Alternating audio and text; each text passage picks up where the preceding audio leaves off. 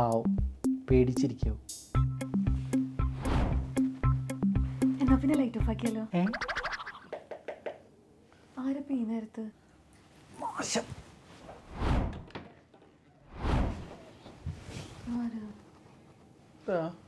Hello എന്താടാ നീ എന്നെ നിന്റെ കല്യാണത്തിന് വിളിക്കാഞ്ഞേ? സ്നേഹം കൊണ്ടാ വിളിക്കാൻ. സ്നേഹത്തിന്റെ കാര്യം നീ മിണ്ടി പോരുത്. മോൾക്കറിയാമോ, ഈ ഒക്കത്തിരുത്തിയാ ഞാൻ ഇവനെ വളർത്തിയേക്കണേ. എത്ര അടി കൊണ്ടിട്ടുണ്ടടാ നീ എൻ്റെ കയ്യിന്ന്.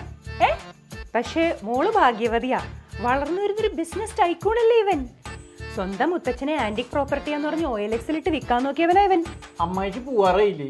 നിങ്ങൾ രണ്ടുപേരും കൂടി ഇവിടെ കഥ കടച്ചിരുന്നു പറഞ്ഞ് പുറത്തിരുട്ടാവോ? ഞാൻ ഈ കുട്ടിയൊന്ന് കാണട്ടെ. 3 വർഷം മുമ്പ് കണ്ടതുപോലെയല്ല, അവള് നല്ലോണം മെലിഞ്ഞിരിക്കണു. നിനക്ക് ഓർമ്മയില്ലേ അന്ന് ലോഡ്ജിന്ന് നിങ്ങൾ രണ്ടാളെയും കൂടെ TV-ലൊക്കെ വന്നതേ?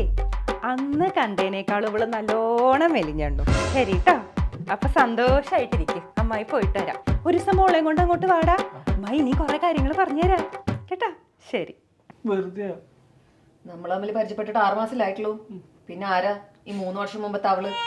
പോയി കഥ കടച്ചിട്ട് വാ, എനിക്ക് കുറച്ച് സംസാരിക്കാനുണ്ട്. അതെ, കുറ്റിയിരുന്ന ചാരിയ പോരെ? പോയി കഥ കടച്ചിട്ട് വാടാ.